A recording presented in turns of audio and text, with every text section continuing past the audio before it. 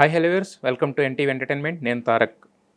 రీసెంట్గా ఒక ప్రెస్ మీట్లో, ఒక సినిమాకి సంబంధించిన ఒక సక్సెస్ మీట్లో ఒక పెద్ద సినిమా నిర్మాత మాట్లాడుతూ ఏమన్నారంటే, ఆయన మార్కెట్ కరెక్షన్ అనేది అవసరం, అంటే ఓవర్సీస్ కరెక్షన్ బట్టి ఆయన మాట్లాడారు. మార్కెట్ కరెక్షన్ అనేది అవసరం అన్నారు. బట్ ఇక్కడ ఇప్పుడు జరుగుతున్న సిచ్యువేషన్స్ అన్ని చూస్తుంటే మార్కెట్ కరెక్షన్ మాత్రమే కాదు, మార్కెట్ మోడల్ ఏదైతే జరుగుతుందో ఆ మోడల్ మారాల్సిన అవసరం, దాన్ని కరెక్ట్ చేయాల్సిన అవసరం కూడా ఉంది.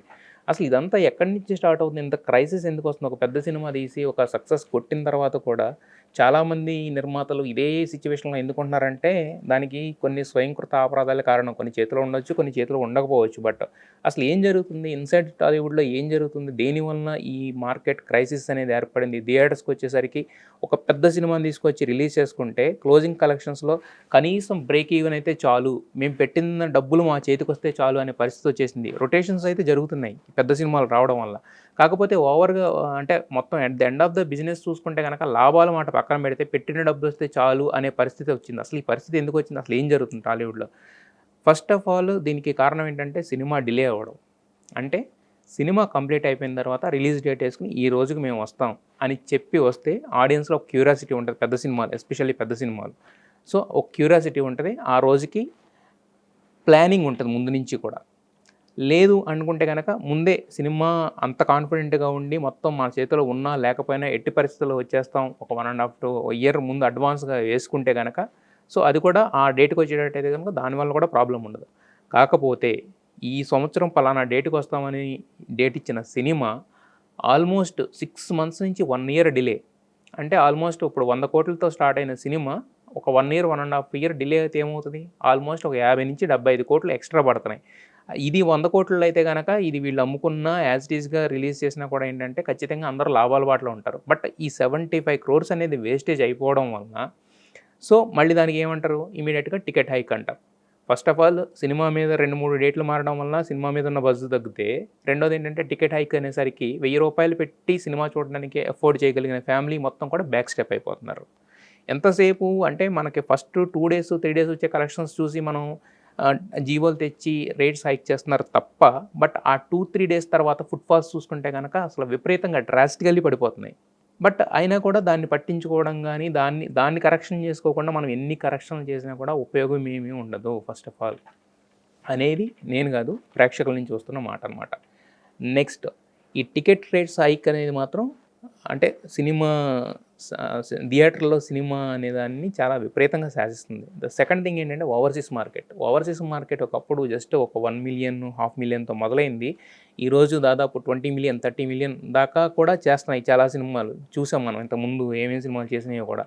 సో దాంతో ఏంటంటే ఓవర్సీస్ మార్కెట్ మీద కూడా ఏంటంటే విపరీతంగా పెడుతున్నారు. అక్కడ కూడా మన దగ్గర పెంచినట్టే ఇప్పుడు మన దగ్గర ఇప్పుడు 200 ఉన్న టికెట్ 500 చేసినట్టు అక్కడ కూడా ఏంటంటే $10కి $15కి అఫోర్డ్ చేయగలిగిన సినిమాని తీసుకెళ్ళి $20 $30 అని పెడుతున్నారు. వాళ్ళు కూడా ఏంటంటే ఇప్పుడు ఇంకో ఓవర్సీస్‌లో మూడ్ ఏంటంటే టోటల్‌గా మారిపోయింది. ఎందుకంటే నాట్ ఓన్లీ అమెరికా, ఇంకా మిగతా దేశాల్లో కూడా ఏదైతే ఇప్పుడు ఈ ఏఐ అనేది ఒక థ్రెట్ ఉంటే, రెండోది ఏంటంటే ఎస్పెషల్లీ మనకి స్ట్రాంగ్ హోల్డ్ ఉన్న మార్కెట్ తీసుకుంటే కనుక నార్త్ అమెరికా వీటిల్లో తీసుకుంటే కనుక అక్కడ ఉన్న సిచ్యువేషన్స్ అనమాట. ఇప్పుడు లోకల్‌గా ఉన్న సిచ్యువేషన్స్ వల్ల వాళ్ళకి జాబ్ సెక్యూరిటీ లేవు, ఉన్న వాళ్ళు బయటకి రావట్లేదు, లేని వాళ్ళు ఎటు బయటకి రావట్లేదు, ఉన్న జాబ్ పోయిన వాళ్ళు ఎటు బయట రావట్లేదు, ఉన్నవాళ్ళు కూడా ఏంటంటే ఎప్పుడు బిక్కుమంటూ ఉంటున్నారు. ఒకసారి జాబ్ మారినా కూడా ఏంటంటే H1B ఎలా ఉంటుందో, ఈ ప్రాబ్లమ్లు ఎలా ఉంటాయి, వీటితో ఒక 100 కిలోమీటర్లు 150 కిలోమీటర్లు వాళ్ళ దగ్గర నుంచి ఒక డిస్టెన్స్ ట్రావెల్ చేసి వెళ్ళి ఒక సినిమా చూసి ఒక వీకెండ్ వచ్చే మూడ్ ఎవరికీ ఉండట్లేదు.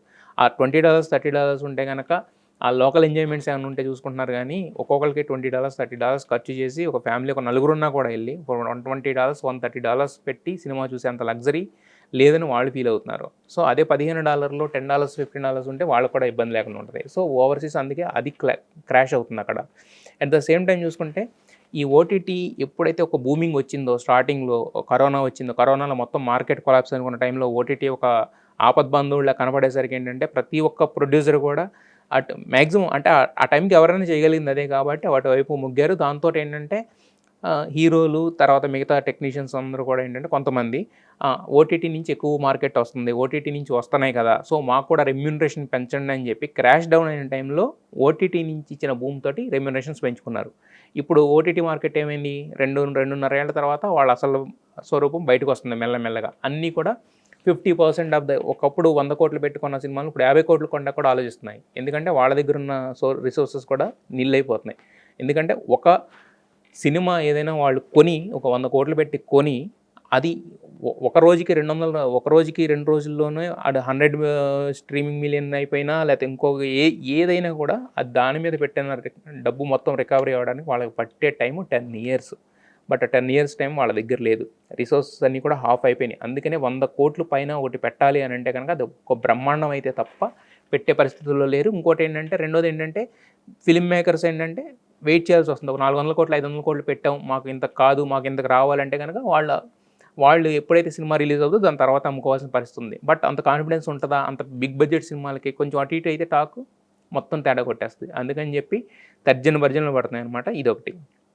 ఇంకా next pan India, pan world. అసలు పాన్ ఇండియా ఎక్కడొచ్చింది, పాన్ వరల్డ్ ఎక్కడొచ్చింది? బాహుబలి అనే సినిమాకి పెట్టి చేయాలనుకున్నప్పుడు బడ్జెట్ ఎక్కువ అవుతుంది. ఓవరాల్గానే పేపర్ మీదే అసలు 100 కోట్లు పెడితేనే టాలీవుడ్లో హైయెస్ట్ అనుకున్న టైంలో 130 crores 150 crores అనుకున్నప్పుడు డెఫిసిట్లో సినిమా రిలీజ్ చేయాలి. కాబట్టి దానికి ఉన్న ఆలోచించి ప్రొడ్యూసర్స్ అందరూ కూడా ఒక కొత్త మార్కెట్ని ట్యాప్ చేద్దామని చెప్పి పాన్ ఇండియా అక్కడ కరణ్ జోహార్తో మాట్లాడుకున్నారు. అలాగే ఓవర్సీస్ నుంచి కొంచెం పుషప్ వచ్చింది. అలా వచ్చి మొదలైన కంటెంట్ ఈరోజు ప్రతిదీ పాన్ ఇండియా, పాన్ వరల్డ్కి డిజైన్ చేయడం మొదలైంది. అక్కడ అవసరంతో మొదలైంది. ఈరోజు ఏమైందంటే అది అత్యవసరం, ఖచ్చితంగా చేసి తీరాలి, అదొక ప్రెస్టీజియస్ వర్డ్ కింద అయిపోయింది. ఒక పెద్ద హీరో చేస్తే పాన్ వరల్డ్ లేకపోతే పాన్ ఇండియా లేకపోతే అసలు సినిమానే కాదు అన్నట్టు ట్రీట్ చేస్తున్నారు. ఇది ఒకటి క్రియేట్ చేసి పెట్టారనమాట. హీరోల చుట్టూ ఒక చట్టం, ఫ్యాన్స్ అవ్వచ్చు, లేకపోతే హీరోలే క్రియేట్ చేసుకోవచ్చు, లేకపోతే చుట్టూ ఉన్న వాళ్ళు అవ్వచ్చు, డైరెక్టర్స్ అవ్వచ్చు, ఎవరైనా కానీ నిర్మాతలు అవ్వచ్చు, ఒక పాన్ ఇండియా, పాన్ వరల్డ్ అనే చట్టాన్ని వాళ్ళే క్రియేట్ చేసి హీరోలను బలవంతంగా దాంట్లో ఇరికించారు. కొంతమంది హీరోలు కావాలని ఇరుక్కుంటున్నారు. సో అసలు అది లేనే లేదు కదా. ఇప్పుడు నార్త్ ఇండియా ప్రమోషన్స్ చేస్తున్నారు. నార్త్ ఇండియా ప్రమోషన్స్ చేయడం వల్ల ఉపయోగం ఏంటి? నార్త్ ఇండియా ప్రమోషన్స్కి ఇంటర్వ్యూస్ ఇస్తున్నారు. మన హీరోలు, మన హీరోయిన్లు అంటే ఎవరిని తప్పు పట్టడం కాదు, జరుగుతున్న సిచ్యువేషన్ ఎక్స్ప్లెయిన్ చేస్తాను. ఇక్కడ ఇంటర్వ్యూలు ఎవరు, ఓకే దట్స్ ఫైన్, ఎందుకు ఎవరు అనేది ఒక ఐడియా ఉంది. బట్ అక్కడికి వెళ్తారు. అక్కడికి వెళ్ళి నార్మల్గా ఉన్న ఒక చిన్న వెబ్సైట్లకి అంటే అంటే జనరల్గా అదే మామూలుగా మనకి యూట్యూబ్లో వచ్చే వీడియోస్ వాటికి ఇంటర్వ్యూస్ ఇచ్చి వస్తారు. బట్ ఇంటర్వ్యూస్లో ఏమైనా పనికొచ్చేవి ఉంటాయా? లేదు. ఇంట్లో విషయాలు, వంటింట్లో విషయాలు, బెడ్రూమ్లో విషయాలు ఇవే కదా అక్కడ మాట్లాడేది కూడా. దానివల్ల సినిమాకి అక్కడి నుంచి ఏం వస్తున్నాయి? ఈ మధ్యకాలంలో హిందీ మార్కెట్ నుంచి పట్టుమని ఒక 100 కోట్లు పట్టుకొచ్చిన సినిమా ఏముంది? సో ఏం లేదు. So pan India, pan world అనేది మనం అనవసరంగా లేని చట్టాన్ని ఇరికించుకుంటున్నాం. ఇప్పుడు పార్ట్ 1లో వచ్చిన ప్రతి సినిమాకి ఇబ్బంది లేదు. ఎందుకంటే ఇప్పుడు మనకి బాహుబలి 1 ఉంది. బాహుబలి 1 దానికి అవసరం, ఖచ్చితంగా అవసరం కాబట్టి అనుకుని చేశారు, కాబట్టి ట్యాప్ చేశారు మార్కెట్, అది ఓపెన్ అయింది. At the same time KGF 1కి వాళ్ళు ఏమి భారీగా ప్రమోషన్స్ ఏం చేసేలేదు కదా. పుష్ప 1 ప్రమోషన్స్ ఏం చేసేలేదు కదా. దేవరా ప్రమోషన్స్ ఏం చేసేలేదు కదా. బట్ ఎందుకు చూశారు? దేవరా 1 ప్రమోషన్స్ ఏం చేసేలేదు కదా. ఎందుకు చూశారు మరి అక్కడ సినిమా జనాలు? సో స్టఫ్ ఉన్నప్పుడు ఏంటంటే చూస్తారు. బట్ సింగిల్ సినిమాల కంటే ఒక పార్ట్గా వచ్చే సినిమాలకే ఒక డైరెక్టరో లేదంటే ఒక హీరోకి ఉన్న ఇమేజ్తో మాత్రమే అక్కడ ప్లే చేయాలి. కాబట్టి వాటికి పార్ట్ 2 అనేది లేదు. కాబట్టి అక్కడ ప్రమోషన్స్ చేసి అనవసరంగా ఉన్న డబ్బులన్నీ కూడా అక్కడ ప్రమోషన్స్కి పెట్టి అవి కూడా తీసుకొచ్చి బిజినెస్ మీద వేసి మొత్తం బిజినెస్ చేయడం వల్ల ఏంటంటే ప్రతిదీ టికెట్ రేట్స్కి ఇండైరెక్ట్గా థియేటర్కి ఒక పోటులా తయారవుతుంది అనమాట. ఇది థియేటర్స్కి ఉన్న ఇబ్బంది. ఇంకొకటి తీసుకుంటే కనుక రిలీజ్ డేట్స్, ఇంతకుముందు మనం చెప్పుకున్నట్టే ఓటీటీ వాళ్ళ వలన కొన్ని రిలీజ్ డేట్స్ ఇస్తారు. ఆ రిలీజ్ డేట్కి చెయ్యలేమని వాళ్ళకి తెలుసు. బట్ ఓటీటీ వాడు ఏదో వాడికి ఉన్న విండో ప్రకారం వాడు డబ్బులు ఎక్కువ ఇస్తున్నాడు కాబట్టి వాడికి ఈ డేట్కి ఇస్తారు. ఆ డేట్కి రావని వాళ్ళకే తెలుసు. రాకపోతే మళ్ళీ ఓటీటీ దగ్గర నుంచి 5% కోత, 3% కోత, 10% కోత ఇవన్నీ జరుగుతుంటాయి. అయినా కూడా స్టిల్ ఓటీటీని మనం నమ్ముకున్నాం కాబట్టి ఓటీటీకి వాళ్ళు ఏం చెప్తే అది చేయాలన్నట్టు చేస్తుంది. సో ఇన్ని రిలీజ్ డేట్లు మారేసరికి ఆబ్వియస్గా ఆ కామన్ ఆడియన్స్ ఎవడైతే ఉంటాడో వాడు థియేటర్ రావాలనుకుంటాడో వాడికి ఇంట్రెస్ట్ అనేది పోతుంది. సరే వస్తే వచ్చిన తర్వాత సినిమా బాగుంటే రివ్యూ చూసి సినిమాకి వెళ్దాం అనే థాట్ వచ్చేసారు తప్ప ఇదివరకు ఏంటంటే రిలీజ్ వస్తుందంటే ఒక సినిమా రిలీజ్ అవుతుందంటే ఒక ఎమోషన్ ఉండేది. ఆ రోజు చూసేవాళ్ళు నెక్స్ట్ వీక్ ప్లాన్ చేసుకోవడం ఇలా ఉండేదన్నమాట. సో ఈ రోజుల్లో ఆ సిచ్యువేషన్ కూడా లేదు. ఈ ఓటీటీ వలన ఇది ఒక తలనొప్పి.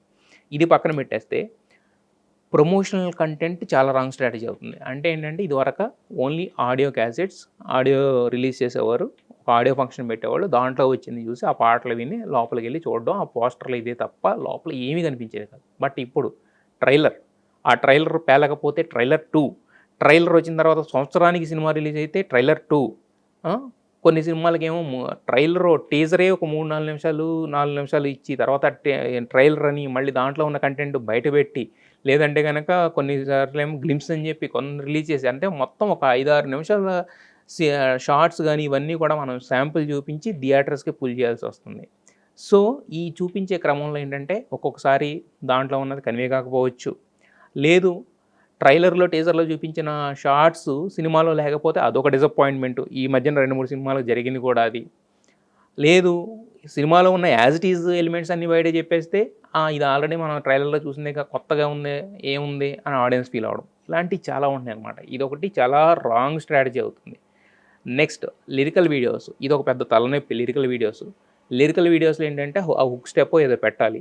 లేదు దాంట్లో ఉన్న అద్భుతమైన కొన్ని స్టిల్స్ రిలీజ్ చేయాలి. రిలీజ్ చేసి సాంగ్ మొత్తం ఒక 100,000,000, 200,000,000, 300,000,000 కోసం ఆ హుక్ స్టెప్ అనేది ఇస్తే బయట రీల్స్ వస్తాయని చెప్పి రిలీజ్ చేస్తున్నారు. బట్ కాకపోతే రిలీజ్ చేయడం వల్ల ఎంత పెద్ద హిట్ సాంగ్ అయినా కదా మన థియేటర్‌లో చూస్తే ఇంకొకసారి చూస్తున్నాం అంతే కదా దీంట్లో ఏముంది అని అనిపిస్తుంది తప్ప ఆ ఎక్సైట్‌మెంట్ గానీ అది గానీ ఏమీ ఉండట్లేదు. ఇక నెక్స్ట్ ఇవన్నీ తట్టుకొని ఏదో ఒక నిలబడి ఒక మంచి టాక్ తెచ్చుకున్న సినిమాకి నెక్స్ట్ ఇబ్బంది ఏమవుతుందంటే టార్గెటెడ్ రివ్యూస్. అంటే కావాలని చెప్పడం. లేదా ఒక హీరోకి ఉన్న ఫ్యాన్స్ ఎవరైతే ఉన్నారో సో, ఆ హీరోకి, ఈ హీరోకి పడదో లేకపోతే ఆ హీరో రికార్డులు ఈ హీరో కొట్టకూడదు లేకపోతే ఈ హీరో నెలకొల్పిన రికార్డులు ఆ హీరో బద్దలు కొట్టాలని రకరకాల యుద్ధాలు. ఇదొక రకమైన సోషల్ మీడియా వార్ కింద స్టార్ట్ అయ్యి ప్రతి ఒక్కళ్ళకి ఒక చిన్న అంటే డేటా ఉంటే చాలు ఒక అకౌంట్ క్రియేట్ చేసుకొని వాళ్ళ అభిప్రాయాలు పెట్టి అక్కడ చేయగల ఇది ఉంది కాబట్టి టార్గెటెడ్ రివ్యూస్ ఇదొకటి అవుతున్నాయి అనమాట. సో, అంటే ఇవన్నీ కలిసి ఏమవుతున్నాయంటే అసలు థియేటర్‌లో పెద్ద సినిమా వస్తే పండగ వాతావరణం ఉండాలి. ఆ డిస్ట్రిబ్యూటర్లు వాళ్ళందరూ చాలా మేము గట్టెక్కేస్తామని ఫీల్ అవ్వాలి. ఇదంతా పోయి చివరికి మాకు పెట్టిన డబ్బులు వస్తే చాలు. పెట్టిన డబ్బులు మాకు పోకుండా ఉంటే చాలు అనే పరిస్థితి వచ్చింది. సో, ఇవన్నీ కూడా ఇప్పటికైనా కూడా ఏంటంటే సినిమా అనుకున్న టైంకి అనుకున్నట్టు అది 1 ఇయరా, 2 ఇయర్సా ముందే పేపర్ మీద ఒక ప్లాన్ ఏసుకొని అనుకున్న బడ్జెట్‌లో చేయగలిగితే గనక ఇవన్నీ తోడు ఇంకొక విషయం మనం ఖచ్చితంగా చెప్పాల్సింది ఏంటంటే number of shooting days. Shooting days అనేది ఏంటంటే మనకి ఇప్పుడు ఫిల్మ్ ఉన్నప్పుడు ఏంటంటే ఖచ్చితంగా ఫిల్మ్‌కి వాల్యూ ఇచ్చేవాళ్ళు. ఆ ఫిల్మ్‌లో అంటే ముందు 2, 3 రిహార్సల్స్ చేసుకోవడం, 1, 2 టేకుల్లో కంప్లీట్ చేయడం ఇలాంటివి ఉండేది. ఇప్పుడు డిజిటల్ వచ్చిన తర్వాత ఎన్ని టేకులైనా కంప్లీట్ చేయొచ్చు. లేకపోతే ఎంతసేపు అయినా తీసుకోవచ్చు అన్న థాట్‌లో ఏమవుతుందంటే తెలియకుండానే నంబర్ ఆఫ్ షూటింగ్ డేస్ పెరిగిపోతున్నాయి. అక్కడికెళ్ళిన తర్వాత సీన్ రాసుకోవడం వల్లో లేకపోతే దీన్ని ఇన్ని యాంగిల్‌లో తీసుకుందాం, ఇంకో 4 యాంగిల్‌లో తీసుకుందాం, అక్కడ ఏది కావాలంటే అది వాడుకుందాం.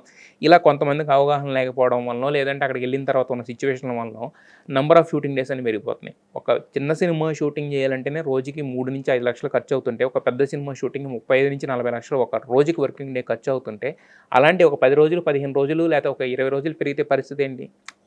మళ్ళీ దానికి 10-20 కోట్లు పెరుగుద్ది. ఆ 10-20 కోట్లు ఎలా రాబట్టుకుంటారు? అదంతా వేస్టేజే. బట్ ఆ 10-20 కోట్లు రాబట్టుకోవాలంటే ఏం చేయాలి? మళ్ళీ ఆడియన్స్ మీదే టికెట్ రేట్ పెంచాలి. టికెట్ రేట్ పెంచి ఆడియన్స్ దగ్గర నుంచి రాబట్టుకోవాలి.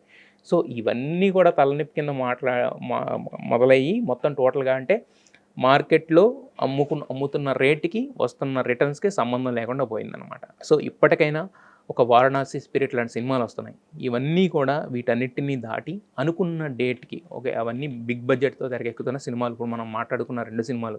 ఒకదానికి 1000 కోట్లు అంటున్నారు. ఒకదానికి 500 కోట్లు అంటున్నారు. అయినా కూడా పర్వాలేదు. బట్ కాకపోతే ఏంటంటే అవన్నీ కూడా అనుకున్న రిలీజ్ డేట్ డిలే అవ్వకుండా అనుకున్న రిలీజ్ డేట్‌కొచ్చి అంటే టికెట్ పెంపు కూడా అంటే దానికి ఒక 200 పెంచేయడం, 300 పెంచేయడం అలా కాకుండా అంటే వీలైనంత తక్కువగా పెంచి ప్రేక్షకుల్ని ఫుట్‌ఫాల్స్‌ని పెంచిన రోజునే మళ్ళీ ఇండస్ట్రీకి మళ్ళీ థియేటర్‌లో సినిమా కళకళలాడడం అనేది జరుగుతూ ఉంటది. ఇప్పుడు నంబర్ ఆఫ్ థియేటర్స్ రోజు రోజుకి పెంచుతున్నారు. రిలీజ్ అయిన నెక్స్ట్ డే చూస్తే ప్రతి థియేటర్‌లో అదే సినిమా ఉంటది. సో, ఆ రోజు ఫుల్ అవుతది. ఆ నెక్స్ట్ డే ఫుల్ అవుతది. ఆ నెక్స్ట్ డే నుంచి మొత్తం అన్నీ కూడా మళ్ళీ గ్రీన్‌లోకే వస్తాయి. ఆ రోజు కూడా ఫిల్ అవుతుంది. సోమవారం నుంచి సినిమా నిలబడిందంటే ఈ రోజుల్లో అంటే ఆనందానికి అవధులు లేకుండా పోతున్నాయి. బట్ వీటికి తోడు మళ్ళీ నిర్మాతల విషయానికొచ్చేసరికి జీఎస్టీ పోటొకటుంటది. సో, వీటన్నిటిని తట్టుకొని నిలబడాలంటే ఫస్ట్ కావాల్సింది ఏంటంటే మార్కెట్ కరెక్షన్ కాదు. మార్కెట్ మోడల్ కరెక్షన్ అనేది జరగాలి. సో, ఇది చాలామంది కోరుకుంటున్నారు. సినిమా అనేది ఒక వినోదం, ఒక వ్యాపారం 2 ఉన్నాయి దీంట్లో. అయితే ఎప్పుడైతే సామాన్యుల నుండి ఈ వినోదాన్ని పూర్తిగా వ్యాపార ధోరణిలోకి మార్చేస్తామో సో, ఈ సినిమా అనేది ఏంటంటే ఒకవైపుకే పడిపోతది. సో, మళ్ళీ జనాలందరినీ థియేటర్స్ తీసుకొచ్చి, మళ్ళీ జనాలందరినీ థియేటర్ సెలబ్రేట్ చేసుకునేలా చేయాలి సినిమాని. ఈవెన్ ఇప్పుడు జెన్‌జీస్ అయినా కూడా చెయ్యాలి అని అంటే గనక ముందు జరగాల్సింది ఏంటంటే వీలైనంతగా టికెట్ రేట్స్ తగ్గించుకోవడం. ఆ టికెట్ రేట్స్ తగ్గించుకోవడం కోసం ఏం చేయాలో చూడాలి గానీ, టికెట్ రేట్స్ పెంచుకోవడం కోసం ఏం చేయాలి?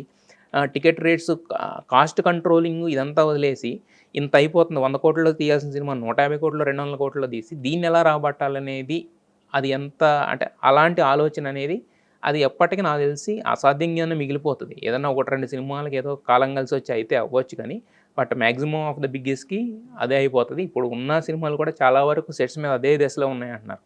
సో, హీరోలు, డైరెక్టర్లు వీళ్ళందరూ కూడా మేల్కొని ఏంటంటే ఎందుకంటే cinema is a theatrical experience అని ఖచ్చితంగా మనం అంటాం. థియేటర్‌లోనే చూడాలి. థియేట్రికల్ ఎక్స్‌పీరియన్స్ అంటాం. బట్ థియేటర్‌కి మనం ఇస్తున్న వాల్యూ ఎంత? థియేటర్‌లో సినిమా పడడానికి మనం చేస్తున్న కృషి ఎంత? థియేటర్‌లో సినిమా సర్వైవ్ అవ్వడానికి మనం అనుసరిస్తున్న విధానాలు ఎంతవరకు కరెక్ట్? ఇయనేది ప్రతి ఒక్కళ్ళు ఆలోచించుకోవాల్సిందే. ఎవరికి వాళ్ళకి వ్యక్తిగతం అనమాట. ప్రతి ఒక్కళ్ళకి ఒక్కొక్క విధానం ఉంటది. ఒక్కోళ్ళకి ఒక్కొక్క మైండ్ సెట్ ఉంటది. ఒక్కొక్కళ్ళకి ఒక్కొక్క ఆలోచన ఉంటది. బట్ ఫైనల్‌గా ఏదైనా కూడా థియేటర్‌లో సినిమా బతకాలి. ప్రేక్షకులందరూ థియేటర్‌లో సినిమా చూడాలనేది నేనిక్కడ చెప్పాలనుకున్న అంశం అనమాట. సో, దీంట్లో నేను చెప్పిన పాయింట్స్‌లో ఎంతవరకు కరెక్ట్ ఉంది, ఎంతవరకు రాంగ్ ఉందనేది మీకేదైనా అభిప్రాయం ఉంటే ఆ అభిప్రాయాలను కూడా కామెంట్ చేయండి. ఖచ్చితంగా దాని గురించి మాట్లాడదాం. ఇది ఇవాల్టి స్పెషల్ వీడియో. మీకు కూడా ఇంకా ఏ టాపిక్స్ మీద అయితే వీడియోలు కావాలో, ఎలాంటి వీడియోస్ అయితే మా నుంచి ఎక్స్‌పెక్ట్ చేస్తున్నారో మీరు కింద కామెంట్ సెక్షన్‌లో చెప్పండి. దాన్ని బట్టి ఎవరెవరితో మాట్లాడాలో వాళ్ళతో మాట్లాడి ఫ్యాక్ట్‌ఫుల్‌గా వీడియోస్ చేసి మీకు అందించే ప్రయత్నం అయితే చేస్తాం.